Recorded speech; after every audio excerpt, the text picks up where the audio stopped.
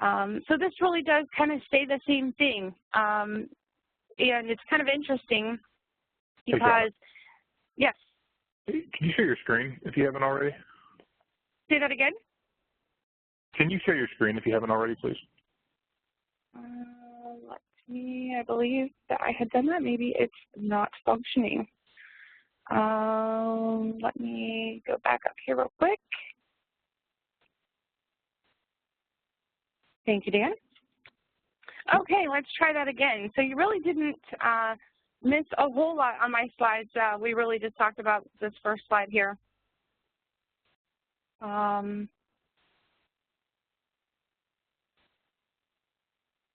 This one, the one with the nice big red ink, which we love to see come across our desk when we're working through our denials. But as I was saying, that, you know, we do analyze a lot in this business from how much it costs us to send a statement, for instance, or how much it costs us to provide service to the patient.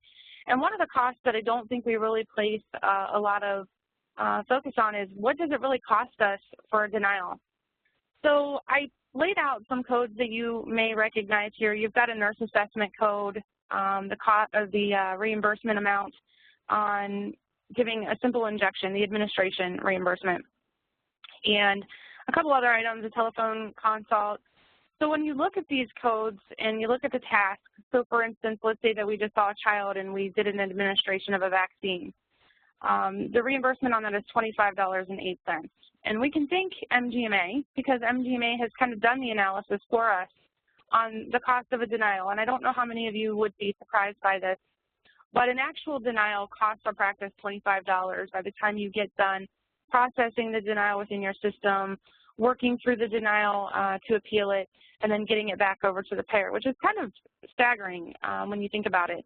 If you have a practice that has 150 denials on average a month, that's your total impact, $45,000 a year. And I don't know that any of us really would have thought that the impact would be that great. So that being said, I kind of outlined a little bit here for you what the denial management looks like. And some of you may have already done this, you know, with your own practices. And if you have, great. If you haven't, I encourage you to kind of think about some of these things as we navigate through some of the slides today and figure out how you can bring some of these things into your practice. But I like to talk about the best practice standard, which is that your denial rate really should be less than 2%. And if you're above that, you know, this will give you some good ideas about how to get a handle on that. And if you're not sure what your denial rate is, I encourage you that would be the first thing that you do, is to go out and run your charges against your denials and figure out what that percentage is. So not only do you want to find out what that is, but you want to report that. Again, analyzing is a big piece. And I always tell everyone that's kind of managing a process or a workflow that in order to analyze, it doesn't mean that you're digging through a pile of reports, and it doesn't mean that you're going through every scenario to find out what's happened. You want high-level views, and when you're analyzing, that's essentially what you need, is to set up some appropriate reports that give you that high-level review, and we'll look through those, some examples that I have further on. And then, of course, you know, how often do we evaluate our denials? I've seen practices that do it on a monthly basis, some do it on a quarterly basis. And I think it's too long. I mean, you really do want to be looking at your denials weekly, if not daily, but weekly I think is probably a good place to start, because if for whatever reason you have a code that starts kicking out with a payer and you wait a month to find out, your revenue's been impacted, and then there you go, you're paying $25 to work those and your profits are diminishing. You want to take some action. So if you know that you've got the denials that exist and you have staff that are dedicated to work those denials every day, really preventing should be the goal. And if you evaluate that process and workflow that surrounds that denial, I think that you can pretty easily head those off and prevent them from happening in the future. Identify potential opportunities for additional training. Sometimes we bring in new staff, and I see this everywhere that I go. We bring in new staff, and the staff isn't aware of what the policies have been forever. And so that's when you start seeing those denials, and you want to keep that in mind. If you start seeing those denials pop up, that maybe it's a training opportunity. And then, of course, we want to evaluate what tools are available to our staff to prevent the issues. I give some ideas into some of the other slides going further into the presentation, but there have become so many more tools available, for instance, for eligibility, whether it's offered through your product, your practice management software, or through your clearinghouse, and those are the types of tools that we're referring to. And you want to implement automation wherever possible. Monitor the action that is taken on the denials. If we talk about the denials and we work at preventing the denials, we also need to know how long is it taking us to get to the denials. If they're not being worked within 24 hours, it really does diminish your revenue cycle, number one. And number two, we have a lot of timely filing guidelines for corrected claims based on payers. So it's extremely important to keep that on your radar. And then, last but not least on this list, I like to point out that not only do we have staff that are working the denials every day, but it's so important to make sure that they're getting the results. If we incentivize, I've seen one practice that actually incentivized their staff based on how many denials they worked in a day. And so you can imagine that if that's the way that they were being incentivized, that they didn't want those denials to go away. They needed something to work to get that incentive. And what we should be incentivizing is a 2% or less denial rate. So you want to make sure that whatever you're doing is actually working. So to analyze the reports, I look at 3 different levels that provide that high-level view. And I just wanted to kind of briefly go through it. If you haven't found a report in your system that does this, I encourage you to kind of go out and either identify those reports in your system or reach out to one of your consultants and ask them if they can help you get the right reports.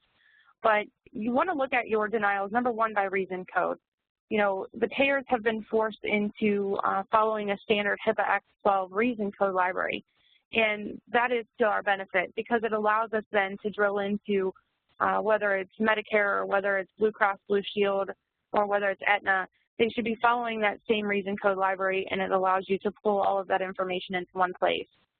And then, of course, you want to look at payer.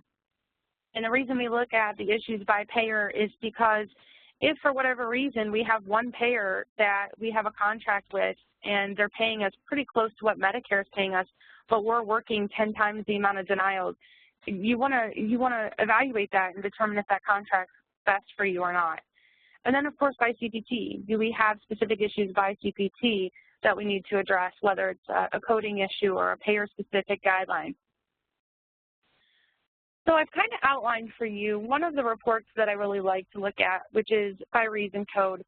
And I kind of gave an example for you here to talk about, these are the various different reasons that we see on our reason code rejections. And here are the number of claims that were denied. And the most important part is what percentage of those denials is that reason code. And so when we're talking about high level, this is kind of what we're talking about. I can easily look at this by this view and see that timely filing is an issue. That means we've got an issue with either our claims getting out at the right time, they're not either being done daily, or they're sitting unbilled for one reason or another, whether it's we're waiting for documentation back from the provider.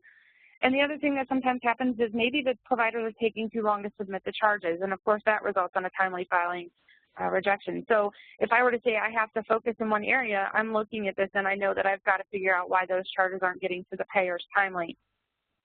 And then secondly, I know I have an authorization issue. If I have 24% of my rejections related to authorizations, whatever process I have in place, it's not working. And so this is that it took me 2 minutes to look at this report, assess that those are my biggest areas that I need to be focusing on, and it provides it pretty easily. And the other piece to this is really just identifying categories for the rejections. So the list that we looked at, we saw some that were related to patient registration, whether it's authorizations or eligibility.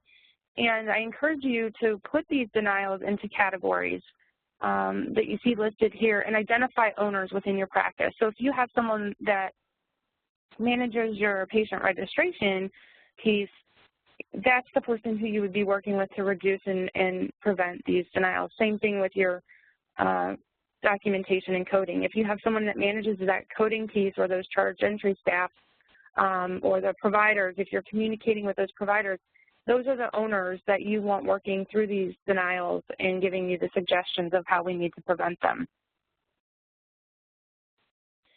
And this is just kind of a quick, again, high-level view of how you take those categories and you're looking at these going, okay, how many of these items are related to documentation and coding, how many related to registration versus claim submission. And when I look, we've got a lot of issues going on with documentation and coding. The other caveat to this is if you look to the right of this report, it doesn't do us a whole lot of good to spend time looking at denials that can't be prevented. And you could probably all think on a, you can all probably count on your hand denials that you're receiving that you can't prevent. So if a payer says, look, we require additional information and they want to audit the encounter, that's something you could not have prevented. And so you have to keep that in perspective when you're looking at your denials. But the majority on this list are preventable. And that is something that I think I would express to the staff is that if it's preventable, we want to do that. We want to prevent those issues. And then, of course, we can also identify issues with specific payers. If you look at this example that I have here, this is actually a case that I saw where they had denials that were due to a lack of authorization, and 57% of those authorization denials were based on one payer. And when we drilled in and we looked at the process and we looked at the policies, really we didn't know that there were a couple of procedures that needed to be authorized. And we were able to correct that and put a new process in place that prevented those 57% by that payer and solve that going forward.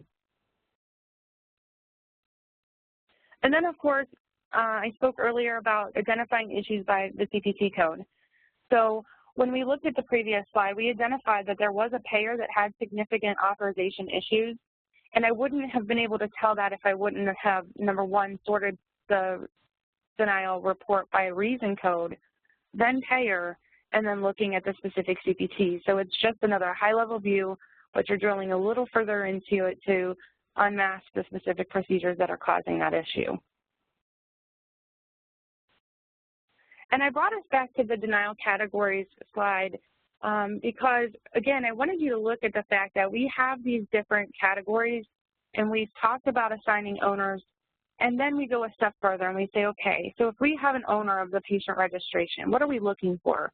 If we're getting denials for incorrect plan, we're getting denials for patient not eligible or coverage terminated, those are the types of things that we look to our registration department or staff and the person that's kind of managing or owning that specific area, and we say, okay, so what do we need? Do we need, better eligibility software? Are we using what our vendor offers, our software vendor? Are we using what our clearinghouse offers? And is it not working? What other tools are out there? What other tools exist? And, I know that some of the software vendors use the clearinghouse or they have their own product. So if you don't have that in place, I strongly encourage you that you reach out and at least incorporate that into your front end, especially with a lot of the changes that have come about with patients having higher deductibles or patients having the ability to buy in or buy out of their plans. 1 month they could be covered and the next month they're not. So it's extremely important. It's on the rise that more patients are becoming responsible for balances that we weren't aware of. Also, automating that process. If you do have a process in place for eligibility and your staff is sitting there going through one by one, checking eligibility for your staff, that might not be the best use of their time. Some of the products offer bulk verification where you can verify your schedule 3 days in advance. And if that's not something you're currently doing, it kind of paves the way for a bigger problem that I kind of discussed down here below, which is, if you're not verifying in advance, then your patient's showing up to the visit not knowing that they didn't have coverage, or they're not prepared to know that their coverage was canceled. Sometimes it's innocent. The patient didn't get notification from the payer that it had been canceled. And the other thing is that you may have a policy in place that says if you have no coverage, we're going to require that your payment is made today. If that's the case, please allow your patient to be prepared for that. It's gonna impact you far better and your revenue cycle far better if you prepare your patients in advance. And it also prepares your staff how to deal with those issues. Policies are extremely important in this case.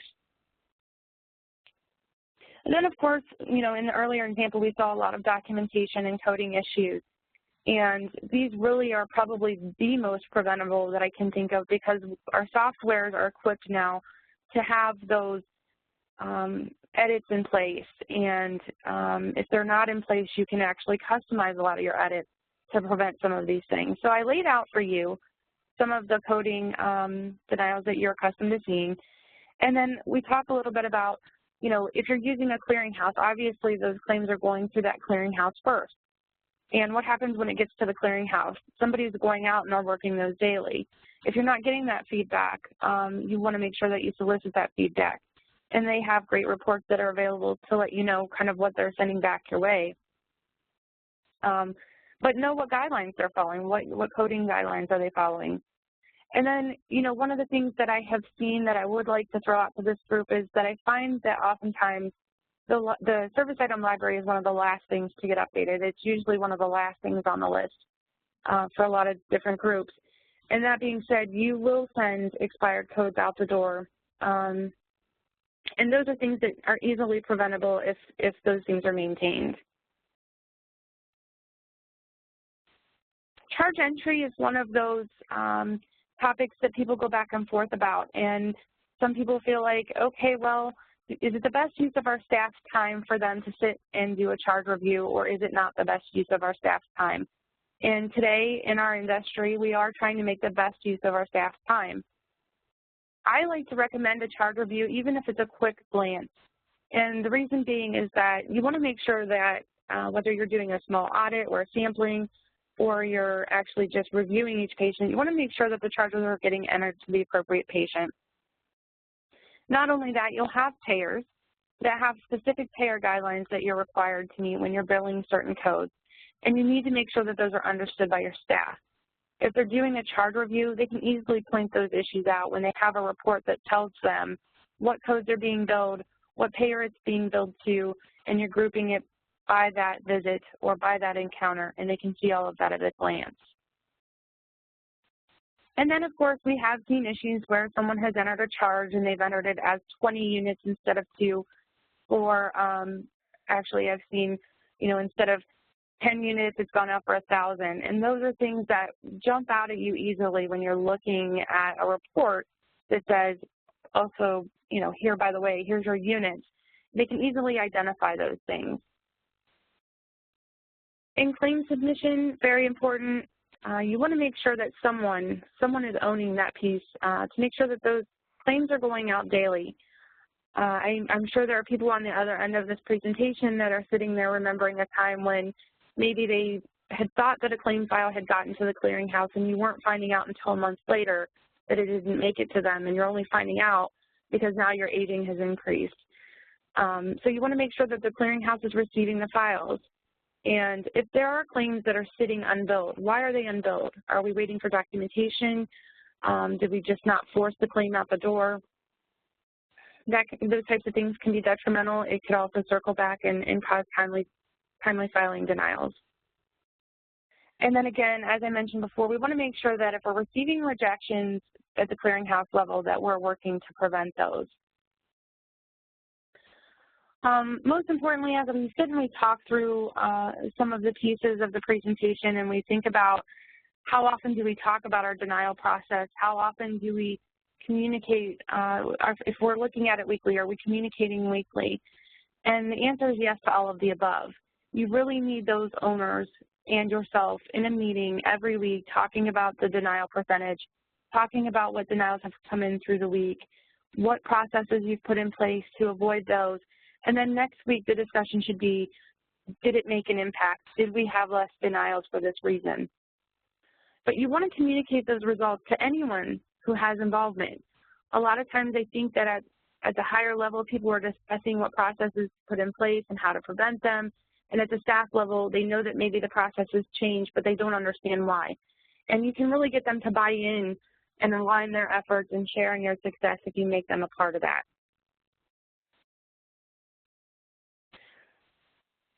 So I wanted to open it up then for anyone who may have some questions you can feel free to go ahead and drop those questions into the chat box, and I'll be happy to kind of answer any questions that you have or give you some suggestions that you might be looking for.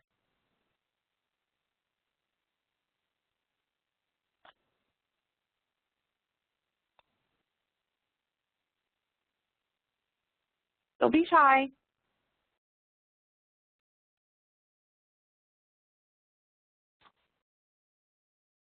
Okay, guys. Well, I'm not seeing any questions coming in. I appreciate that you took the time to join today. If you, for whatever reason, would like to reach out and ask some questions off the side, I've listed my contact information as the last slide of the presentation today.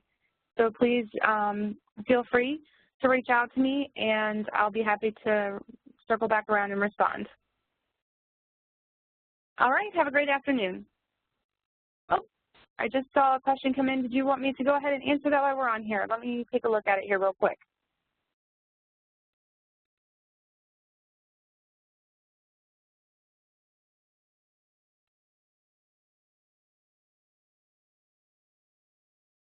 Okay, so on this particular question that you just sent my way, I have a couple of pieces of information that I can send. I'm not sure that this one is one that would apply in all scenarios. So I'm going to circle back around to you specifically on this one if that's okay. But I appreciate you sending that question my way, and we'll get back to you on that one. Is there anyone else that had any questions? Okay, guys, thank you so much and have a great afternoon.